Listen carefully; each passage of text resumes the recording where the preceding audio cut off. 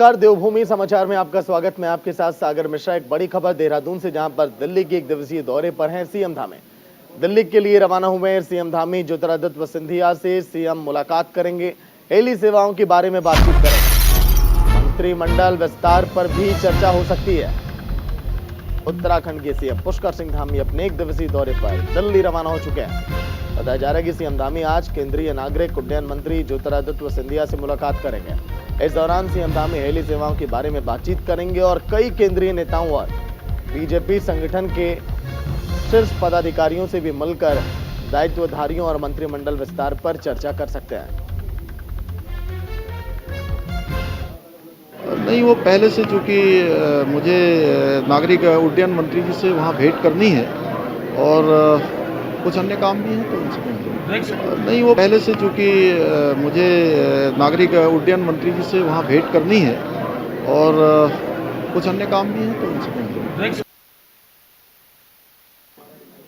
तो सहयोगी पीयूष शुक्ला लाइव जुड़ गए हैं पूरी जानकारी के साथ। पीयूष, फिलहाल ताजा अपडेट क्या है? कब तक सीएम धामी पहुंच जाएंगे और उनका दिल्ली में कौन कौन सा कार्यक्रम?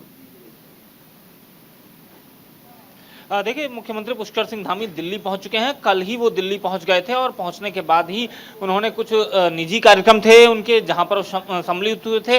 और आज जो है पुष्कर सिंह धामी नागरिक उड्डयन मंत्री तो ज्योतिरादित्य सिंधिया से मुलाकात कर सकते हैं। उसके अलावा संगठन के शीर्ष पदाधिकारियों से भी मुलाकात का कार्यक्रम है, क्योंकि जिस तरह से उत्तराखंड में एक कैबिनेट मंत्री की मृत्यु के बाद अब उत्तराखंड सरकार में 4 मंत्रियों के पद खाली हैं और लगातार विपक्ष इस बात को लेकर मुद्दा भी बनाता रहा है। तो ऐसे में साफ है कि अब भाजपा 2024 के रण में जाने के पहले अपना मंत्रिमंडल विस्तार जरूर करेगी। इस बाबत भी चर्चा हो सकती है केंद्रीय नेतृत्व के साथ।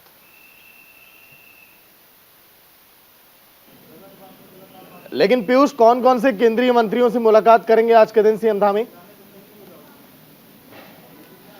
देखिए, आज के दिन जो मुख्य मुलाकात है ज्योतिरादित्य सिंधिया से समय मांगा गया है और अभी फिलहाल पुष्कर सिंह धामी इस वक्त उत्तराखंड सदन में हैं। हालांकि आज ही उन्हें अल्मोड़ा भी जाना है, तो ऐसे में साफ जाहिर है कि बहुत मुलाकातें आज नहीं हो पाएंगी।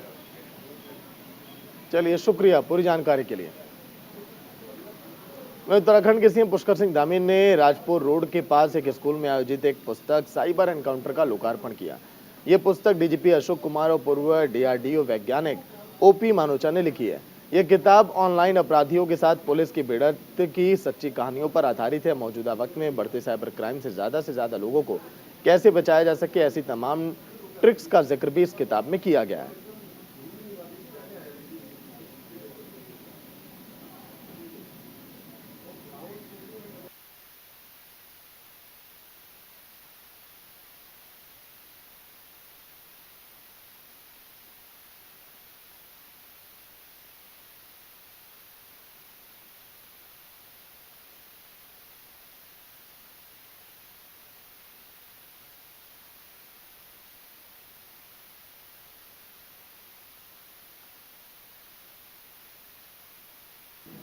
डीजीपी पूर्व डीआरडीओ वैज्ञानिक ने पुस्तक लिखी है। पुस्तक में साइबर क्राइम का जिक्र यहां पर किया गया है।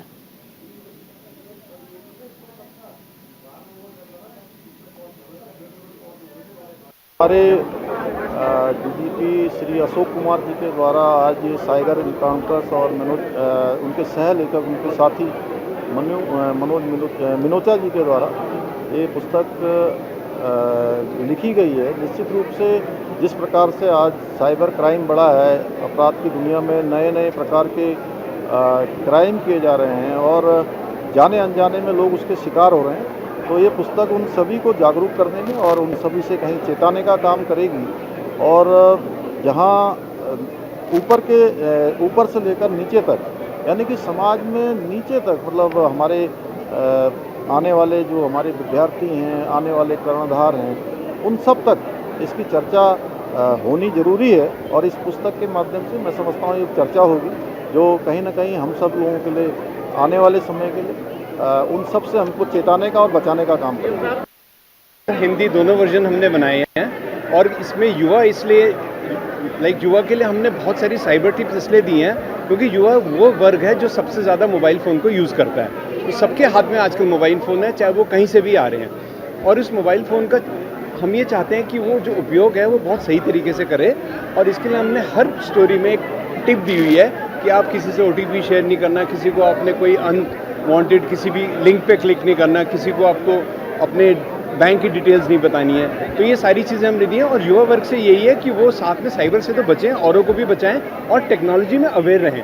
खाली इसको एज अ टूल यूज़ ना करें मोबाइल को, इसके बारे में जानें कि वो क्या चीज़ है। जैसे वो गाड़ी लेते हैं तो वो जानते हैं कि वो कितने सीसी की है, कैसे चल रही है। तो मोबाइल के बारे में जानें, सॉफ्टवेयर्स क्या हैं उनके बारे में जानें, कोई ऐप्स को जब हम प्ले स्टोर से डाउनलोड करते हैं उसमें सतर्क रहें। और ये सारी चीज़ें युवा की इसमें जिम्मेदारी है कि इसका हल भी निकालें जो साइबर क्राइम है, जो भी हमारे टेक्निकल लोग हैं।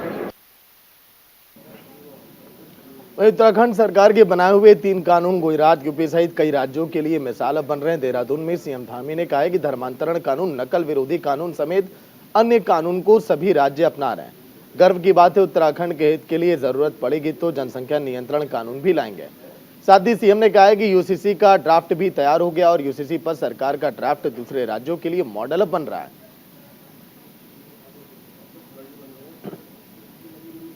कि उत्तराखंड के अंदर चूँकि यहाँ का एक जो वातावरण है, जो कानून व्यवस्था की स्थिति है, जो एक यहाँ का परिवेश है, यहाँ की एक संस्कृति है, जो यहाँ का अध्यात्म है, जो शांति है, वो बनी रहे, उसके लिए हमने जहाँ अनेकों फैसले लिए हैं और अनेकों प्रशासन के क्षेत्र में भी अनेक फैसले लिए हैं। और हमने कहा है कि जो भी उत्तराखंड राज्य के हित में होगा उन सभी पर हम काम करेंगे, उन सभी पर कानून बनाने का काम करेंगे, उन सभी पर निर्णय लेने का काम करेंगे।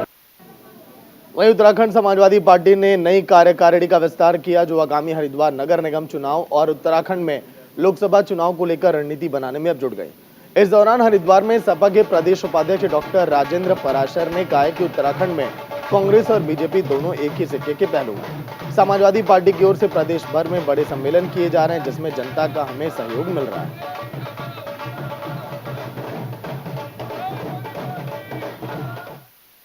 समाजवादी पार्टी 2004 की तरह यहाँ पर इतिहास रचेगी और 2024 में पंचकोणिया मुकाबला करने की हम संभावना ढूंढ रहे हैं।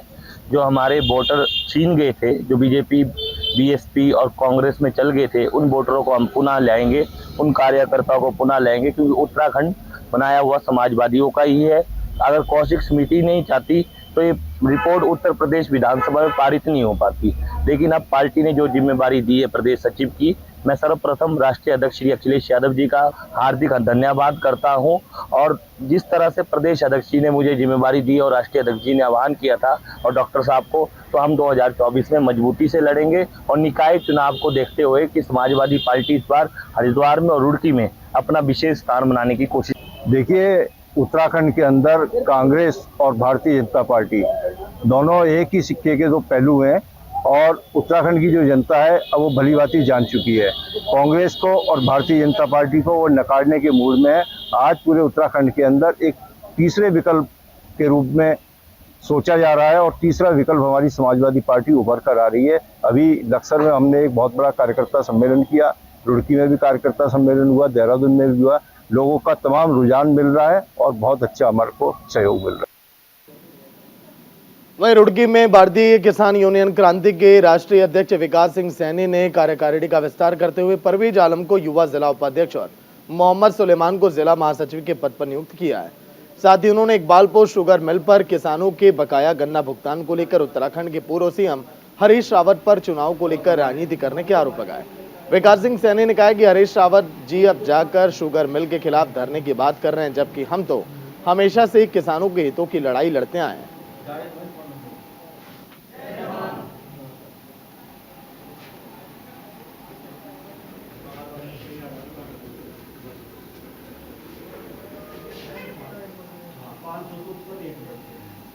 हमारे राष्ट्रीय अध्यक्ष विकास सिंह सैनी जी और हमारे तो सहयोगी अनिल लाइव जुड़ गए हैं पूरी जानकारी के साथ। अनिल, हरीश रावत पर देखिए आरोप लगाए जा रहे हैं शुगर मिल को लेकर और भी देखिए कई वहां पर लोग इकट्ठा हुए हैं, ताजा अपडेट क्या है अनिल? बिल्कुल सागर, बताना चाहूंगा, देखिए भारतीय किसान यूनियन क्रांति ने जो विस्तार किया है, युवा मोर्चा का पद परवेज आलम को दिया है। साथ ही साथ आपको बताना चाहूंगा इकबालपुर जो गन्ना मिल है उसके बकाया भुगतान को लेकर हरीश रावत जो 9 तारीख को धरना प्रदर्शन करने वाले हैं और कहीं ना कहीं भारतीय किसान यूनियन क्रांति इसका विरोध करना चाह रही है, क्योंकि जो भारतीय किसान यूनियन क्रांति के राष्ट्रीय अध्यक्ष विकास सिंह सैनी है, उनके द्वारा कहा गया है कि हरीश रावत जो है वो राजनीति करने के लिए यहाँ पर आए हैं, इनको किसानों से कोई मतलब नहीं है। और रही बात हमारी, हम किसान हैं, किसान धरती से जुड़ा हुआ है और कहीं ना कहीं किसानों की बात भारतीय किसान यूनियन क्रांति ही करेगी। इसी को देखते हुए भारतीय किसान यूनियन क्रांति के जो राष्ट्रीय अध्यक्ष हैं वो राजनीति से परहेज करके, और साथ ही साथ आपको बताना चाहूंगा, जो हरीश रावत को उन्होंने हिदायत भी दी है कि वो इकबालपुर मिल के नजदीक भी ना आए। जी देखिए, पूर्व सीएम पर ठिकरा तो फोड़ दिया गया ने, लेकिन क्या मौजूदा सरकार से इनकी मांगे नहीं है कि हाँ जल्द से जल्द जो बकाया उसको निपटाया जाए या फिर आगे इस प्रक्रिया को आगे बढ़ाया जाए? बिल्कुल सागर, बताना चाहूंगा, देखिए लगातार ही भारतीय किसान यूनियन के जितने भी गुट हैं, चाहे वो टिकैत हो, चाहे वो क्रांति हो, चाहे अदर कितने भी हों, वो सभी एक साथ ही जो है भारतीय किसान यूनियन इकट्ठा होकर इकबालपुर मिल हो चाहे लक्सर मिल हो, जितना भी गन्ना भुगतान है उसको जल्द से जल्द कराने की लगातार मांग कर रही है और प्रदर्शन कर रहे हैं। इसी को देखते हुए राजनीति भी कहीं ना कहीं गरमाई हुई है, क्योंकि हरीश रावत का जो 9 तारीख का जो इकबालपुर मिल पर जो धरना प्रदर्शन होना है, उसको भी देखते हुए भारतीय किसान यूनियन लगातार उसको देख रही है कि कहीं ना कहीं इसमें राजनीति ना घुसे। जी चलिए, शुक्रिया अनिल पूरी जानकारी के लिए। वहीं लक्सर में भारतीय किसान यूनियन वेलफेयर फाउंडेशन के राष्ट्रीय अध्यक्ष सोमदत्त शर्मा ने प्रेस कॉन्फ्रेंस की है। इस दौरान उन्होंने सरकार पर गंभीर आरोप लगाए और कहा कि सरकार के मंत्री और नेता खुल्लम खुल्ला गुंडागर्दी कर रहे हैं, लेकिन सरकार उन पर नकेल कसने के बदले उन्हें सपोर्ट कर रही है। देश के पीएम नरेंद्र मोदी की ओर से बेटी बचाओ का नारा दिया गया, लेकिन उन्हीं के सरकार के लोग यहाँ पर धज्जियां उड़ा रहे हैं। लेकिन सरकार के कान में जून तक नहीं रेंग रहा है। इसका जवाब देश का किसान अपने वोट की चोट से देगा।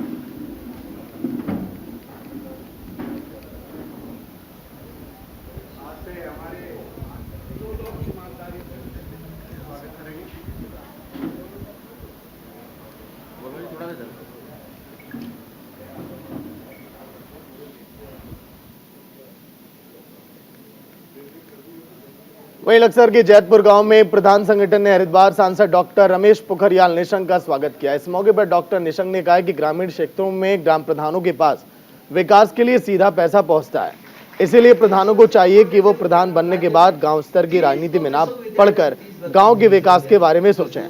उन्होंने कहा कि वो हरिद्वार को प्रदेश के सभी जिलों के मॉडल को सिटी बनाकर रहेंगे। कार्यक्रम को हरिद्वार जिलाध्यक्ष संदीप गोयल, रुड़की जिलाध्यक्ष शोभाराम प्रजापति और नगर पालिका के चेयरमैन अमरीश गर्ग ने भी संबोधित किया है। कार्यक्रम में प्रधान संगठन ब्लॉक लक्सर के अध्यक्ष अनुज अग्रवाल और महामंत्री अर्जुन सैनी भी वहां पर मौजूद थे।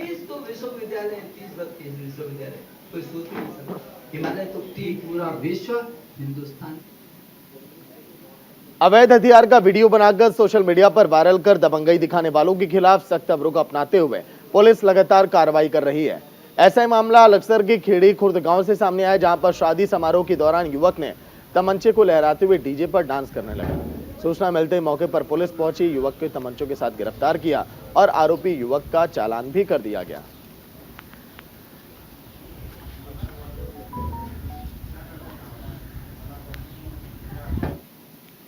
उधम सिंह नगर की काशीपुर में ट्रिपल तलाक का मामला सामने आया, जहां पर शादी के 12 साल के बाद पति ने अपनी पत्नी को 3 तलाक देकर घर से बाहर निकाल दिया। दरअसल महिला की शादी मुस्लिम रीति रिवाज के साथ काशीपुर महेशपुर मदर कॉलोनी निवासी दानिश राजा के साथ हुई। शादी के कुछ समय के बाद ही दानिश ने दहेज की मांग शुरू कर दी। पहले अपने लिए पल्सर बाइक की मांग की तो पीड़ित महिला ने घर वालों ने अपने दामाद को बाइक भी दे दी, लेकिन दानिश यहीं पर नहीं रुका। उसकी दहेज की मांग बढ़ती जा रही थी। मांग पूरी न होने पर उसने पीड़िता के साथ मारपीट और गाली गलौज भी शुरू कर दी। हालांकि मामले में पीड़िता ने पुलिस को लिखित शिकायत दी और कार्रवाई की मांग की है।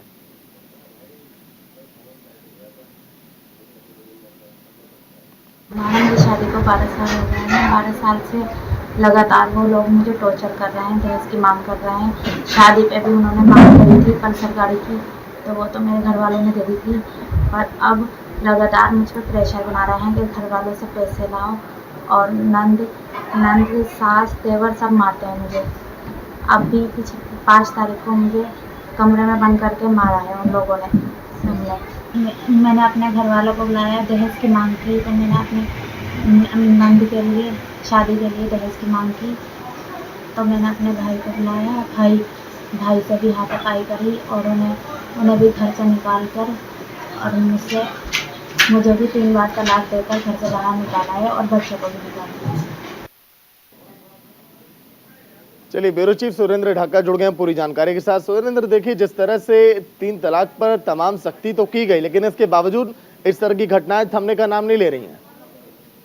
सागर, देखिए, जब से ये 3 तलाक का कानून बना है और महिलाओं के अंदर एक उम्मीद जगी थी, मुस्लिम महिलाओं के, कि अब 3 तलाक से उनका पीछा छूट जाएगा, हलाला है उससे पीछा छूट जाएगा। लेकिन जो हालात अब बने हैं, आप देख रहे हैं महिलाएं किस तरह से परेशान है, क्योंकि जो कानून तो बन गया है लेकिन जो अभी इम्प्लीमेंट में उसकी दिक्कतें आ रही हैं। लगातार 3 तलाक के केस सामने आ रहे हैं, लेकिन अभी तक उस पर कोई जिस तरह की सख्ती होनी चाहिए थी, जिस तरह का कानून बना था, उस तरह की सख्ती देखने को कहीं नहीं मिल रही है सागर। लेकिन क्या लग रहा है कि धामी सरकार को इस पर कुछ एक्शन अब लेना चाहिए ताकि इस तरह के मामलों में और कमी आए, क्योंकि हर देखिए हफ्ते 2-4 दिनों में इस तरह के मामले सामने आ ही जाते हैं। जी बिल्कुल सागर, देखिए, मुख्यमंत्री पुष्कर सिंह धामी इस बात को लेकर पूरे सख्त हैं कि महिलाओं के सम्मान में या महिलाओं के साथ कोई खिलवाड़ न होने पाए। लेकिन जो लोग कर देते हैं और उसके बाद जब ये मुख्यमंत्री के सामने इस तरह के कई मामले पेश आए हैं तो मुख्यमंत्री ने उन पर सीधे एक्शन लेने की बात कही है। मुख्यमंत्री दिल्ली में है, कल से ये घटना, जब मुख्यमंत्री दिल्ली निकल गए थे उसके बाद की ये घटना है और जाहिर सी बात है कानून व्यवस्था को लेकर उन्होंने साफ कर दिया कि कानून व्यवस्था से किसी को खिलवाड़ नहीं करने दिया जाएगा। आपने देखा भी होगा अभी जिस तरह से मजारे तोड़ने का काम है, जो अवैध मजारे हैं, जो पिछली सरकारें हिम्मत नहीं जुटा पाई। लेकिन सुरेंद्र जी, स्थानीय प्रशासन को भी टाइट होना पड़ेगा। अगर सीएम धामी इतने सख्त हैं तो वहां के जो स्थानीय पुलिसकर्मी है वो भी इस पर कार्रवाई तुरंत जल्द से जल्द करें।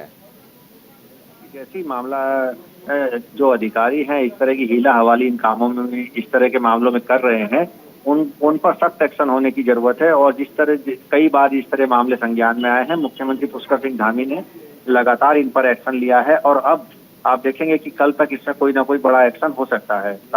चलिए, शुक्रिया आपका पूरी जानकारी के लिए।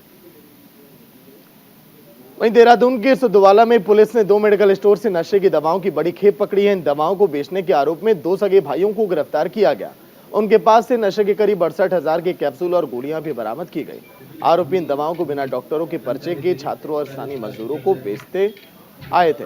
वहीं आरोपियों के खिलाफ एनडीपीएस एक्ट में मुकदमा भी दर्ज कर कोर्ट में पेश किया गया। यहां से दोनों को न्यायिक हिरासत में जेल भेज दिया गया। फिलहाल पुलिस आरोपियों से पूछताछ अब कर रही है।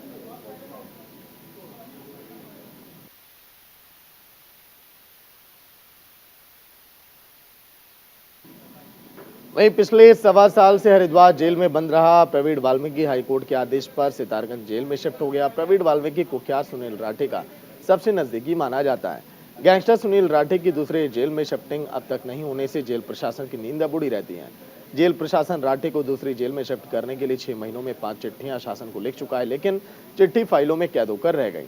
दरअसल पश्चिमी यूपी के कुख्यात गैंगस्टर सुनील राठे को पिछले साल अक्टूबर में दिल्ली तिहाड़ से रोशनाबाद जेल में शिफ्ट किया गया था। राठे के यहाँ शिफ्ट होते ही पुलिस और जेल प्रशासन की परेशानी बढ़नी शुरू हो गई थी।